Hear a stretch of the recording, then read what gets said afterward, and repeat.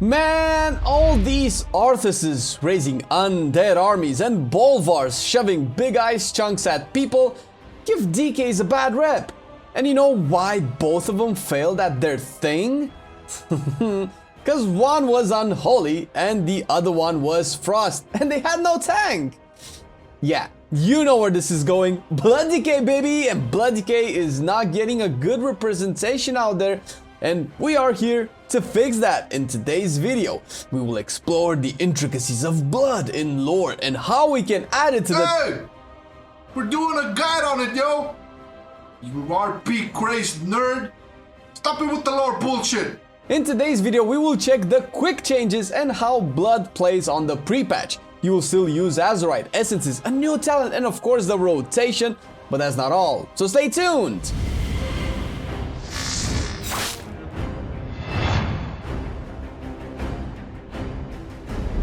Blood needs more love, and it will get it because it's an awesome spec and a bit more fun than before. Just like our YouTube channel, hey! Oh, I know you know, we know you know where this is going. But really, 80% of our viewers are not subbed with the notifications enabled. You hear this from everyone, but it does actually help out the channel grow, since YouTube can tell you like our stuff and push it to more people. We will bring a lot of Shadowlands goodness, so stay updated with all of our future videos as they go live. Click the bell thingy! We already have all of the unpruning covered in our Shadowlands takeoff Blood Decay, but there are still things worth mentioning again, especially if your main interest is about what you will do now and not in a month or so. One of the biggest additions to all DK specs for that matter is the anti-magic zone. This is a 2-minute cooldown AoE bubble that protects your allies inside with a 20% magic damage reduction, also empowered by conduits at level 60. This is crazy good. For a 2-minute cooldown, this is probably the biggest thing Death Knights will bring to their group and a big incentive for people to want blood. That and the fact that it's edgy as fuck, and we all love that. Rune Tap is another big change, although the actual value of it can be misleading. As a basic ability aimed at mitigating damage, this sounds great on paper with the exception of it working against your almost entire tank kit. First of all, you are not using the rune to cast Heart Strike, meaning you lose out on damage and runic power as a consequence, delaying your next Death Strike anyway. On top of that, the thing with flat damage reductions, which are probably one of the best forms of mitigation, is that it also reduces the amount of healing you do with Death Strike, which in turn also reduces the amount of absorb shield you get from the mastery, and this transforms into a 9-second window of runic power inefficiency. This rule only applies if the hit you are using Rune of Tap for would normally kill you without it. If you wouldn't die from not using Rune Tap, then not using Rune Tap is the correct play. Prior to a pull, and maybe even against damage that happens in situations where you are far from melee range to respond with a Death Strike, Rune Tap will be good. Also, depending on the difficulty of the content you do, Rune Tap can help against certain tank busting mechanics, which mostly happen in high tyrannical dungeons like the Blade combo in King's Rest. Shadowlands brought new rune choices when it comes to rune forging your weapon. Out of all of the new ones, Rune of Hysteria will actually become one of your best choices, at least in the endgame where things will get challenging. So might as well start practicing it now to get a feel for it. And with this, we can take the time and mention that weapon swapping is now a thing in Mythic Plus, and as such can warrant you having a second weapon with Rune of Sanguination on. The other new shit, which offers execute damage to your Death Strike. Switching between the two can be something to min-max if you want to, go into that side of the game, which is, extra damage. There is a downtime imposed by Blizzard as a debuff called Off Balance, where for 30 seconds after switching weapons, your Runeforge enchant will be inactive.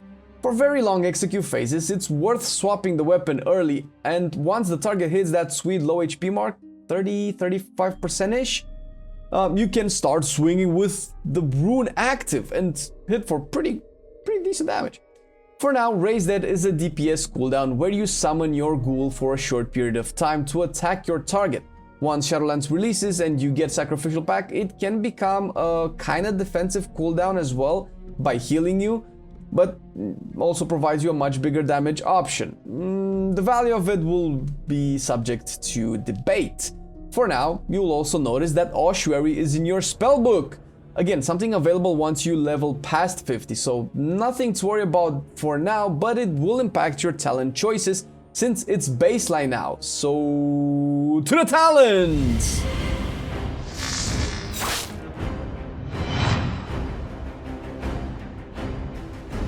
Similar to the other sections of the spec, there haven't been major changes to Blood, not in terms of playstyle and tools available, so most of the talents you might be familiar with already. Blood Drinker is the default raid choice option. Works well in pure single target scenarios, which raids have most of, and you can cast Dancing Rune weapon while you channel it, so this works pretty great for pools. In dungeons and whenever you are fighting multiple targets for a good amount of time, Heartbreaker will be the best choice for more runic power generation. Hearth Strike is already your best runic power generator and your most pressed button. Paired it with Death and Decay and it becomes instrumental to your survival and damage output in AoE scenarios. The second row received minor changes but not enough to shine a proper spotlight on them, and as such, Hemostasis is still the best option, both offensive and defensive. It's sad cause consumption is so fucking cool, but Hemostasis establishes Blood Boil as a pretty important part of your rotation, and not wasting stacks of this buff can make or break your survivability, especially in AoE where with enough runic power you can do massive death strikes after each Blood Boil. The third row is where you will notice changes. Relish in Blood replaced Ossuary and is a good all-around pick. It increases your overall runic power generation and makes Death and Decay more satisfying and rewarding to use properly. Blood Tap is a bit situational and more difficult to use, hence the performance will be based on your ability to understand the combat and actually make use of your runes. Simply using it cause more runes means more stuff might not give you as much of a payoff as Relish in Blood would. The level 35 row did not change and Will of the Necropolis will still be your best bet for all content. The other two options are too situational and the content you can do does not warrant you picking either one. Mark of Blood replacing Rune Tap, which is baseline, still has to compete with a permanent 30% damage reduction wall you get once you are below 30% HP, which happens quite often because of the baseline design of your kit as a Blood Death Knight, so it will be hard to mechanically replace Will of the Necropolis. Following this, you have a utility / survivability row. Group of the Dead is usually the tool to use when you need to kite or simply slow down mobs to reduce the damage that they deal to you by, not getting hit. Has interesting uses if you are familiar with the fight and a bit creative as well. Likely for raiding it will not serve as big of a purpose, so it comes down to the other two options, down to your needs. We personally recommend Wraithwalk. Death Knight mobility being trash is no secret, and being able to break roots and snares while also traversing at pretty high speeds can help with raid mechanics. Next up, Bloodworms is the default. You probably saw Death Pact coming back. Although it could work decent for Frost and Unholy, because blood is blood, you will never not have to heal during the 15 seconds of Absorb debuff, hence the value of this skill is a 2-minute 20% of your HP heal, which in high octane situations is way less than a Death Strike. Not to mention, you would be losing the damage benefit of Bloodworms, whose defensive power already outshines Death Pact anyway. The only other contestant is Voracious, which provides a bigger tankiness boost, but zero offensive power. Whether or not the value of it trumps Bloodworms depends. It's pre-patch, stuff is not scaled properly, so play with it if you want, or stick with Bloodworms to be safe. Lastly, the 50 row remained unchanged. Since there is no actual raid progression to justify picking Purgatory, Red Thirst would be your raid option right now. More Vampiric Bloods can help with aligning your defensives with high damage intake boss phases, while Bone Storm still does amazing in Mythic Dungeons. Obviously, they all have their respective niche where they excel, so if you think you can make more use out of the other, then, pick whatever you want out of this row, while keeping in mind what you have to trade for it.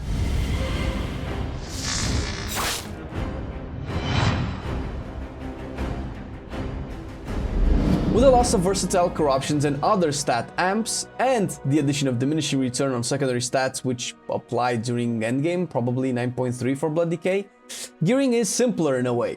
High level is still king, hence strength can be a goal. Follow it up with versatility and haste, which are pretty close to each other. Crit and mastery are at the bottom, but most likely not far from the others, and yeah, the more haste and verse you have, the better crit and mastery become, as it always has been with secondary stats, at least mathematically. Mastery has also received a slight buff considering all your damage skills with attack power now, hence mastery. Although there are diminishing returns starting from 30% of a specific stat buff, reaching those 30% will be harder, but if you do, an equal distribution might be a better goal to aim for. Before you get your consumables, don't forget you are a DK and rune forging comes first. Rune of Hysteria is the new kid on the block and what you will be using defensively in the end game of Shadowlands, level 60. Maybe not as much in the pre-patch, but hey, it's a good time to test new shit, so why not give it a shot? For the actual consumables, a Cord of Versatility for your rings will be your best bet, while Versatile Dark Opal can be your gem of choice with sockets, but not before you get one Leviathan's Eye of Strength for one of the sockets. Use the Greater Flask of the Undertow. No, not the Stamina. I usually advocate against Stamina consumables since the only real time they justify themselves mathematically is when the extra bit of HP ends up saving your butt from a deadly hit, which is very rarely and unlikely that a little bit of extra HP is worth more than the raw strength that already reduces the damage you take. The superior battle potion of strength will be your potion of choice, and seeing how the system got reworked and you get a 5-minute cooldown on potions regardless of when you use them, you can consider them a mini DPS and defensive cooldown. Feasts will be your food of choice since strength is king, but you can replace it with Biltongue if it's more affordable to you.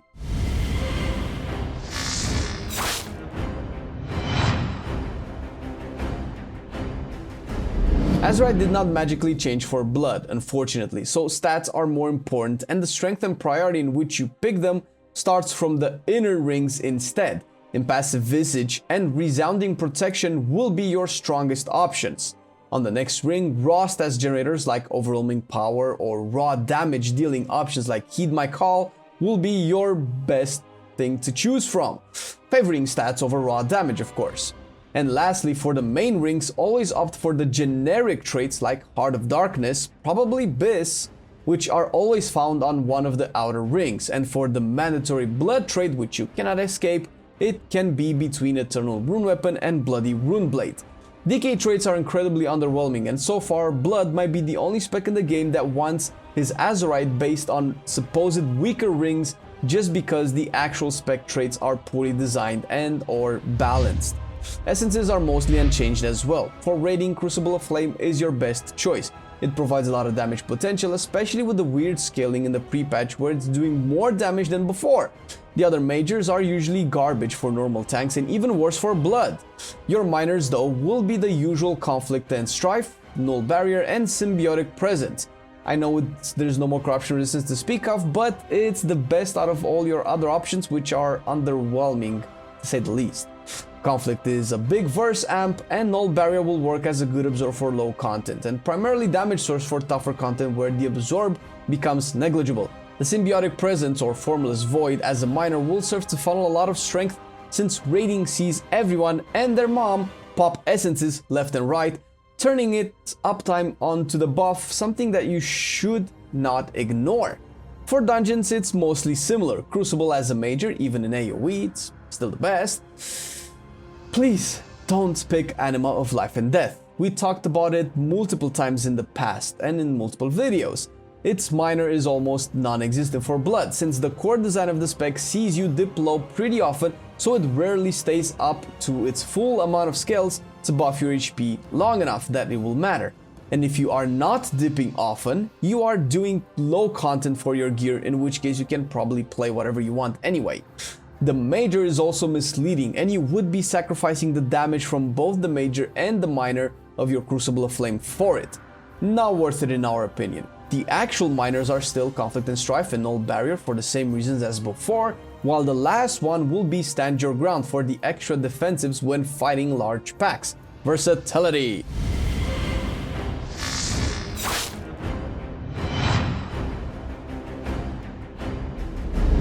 The only thing that's a bit set in stone is the opener.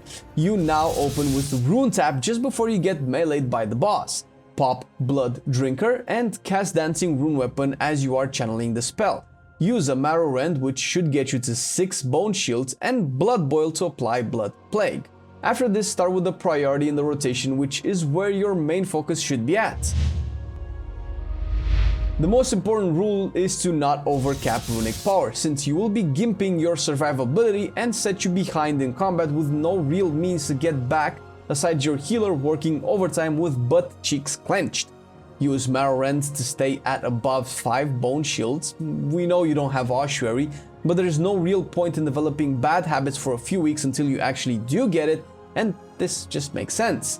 Making sure you can Death Strike when necessary is the next most important thing, so no reason to spam it if you are not capping resources. Blood Boil next to avoid capping its charges. Since its AoE is not capped, it will be your biggest damage source in multi-target fights. Use Death and Decay to consume Crimson Scourge procs, especially with the Relish in Blood talent, keeping in mind the extra 10 runic power that should not go to waste. And lastly, spend runes on hard strikes. This is the simple get to know the spec, learn proper habits and mechanical reflexes rotation. There are a lot more things to get into when you're optimizing your playstyle, increasing your survivability in high-end content, and getting those huge HPS meters that comes with practice. Mandl has an article on Wowhead with more details into the spec and also discussing the mechanics behind the DK tank so you can understand why Rune Tap is not the savior of the spec and other things like that. Link in the description, and of course you should check the Accurus Discord as well. It's one of the coolest class communities with very helpful people that have taught us how to be better Death Knights in general.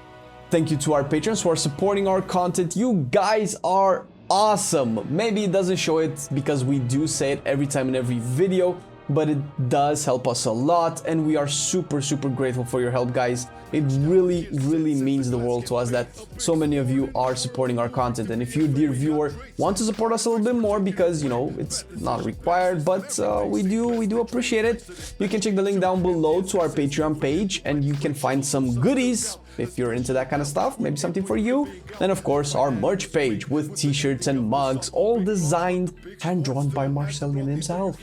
So thank you for watching the video, stay awesome, and we'll see you next time. I've been loving it then, I still love it now. Still, I play WoW. Still, I play WoW. Getting better every day, let me show you how. Cause still, I play WoW. Still, I play WoW. It's getting harder to stay, but at the end of the day, it's a guilty pleasure, so just log in and play. Whether it's classical retail, I'ma do a /bow. Still, I play WoW.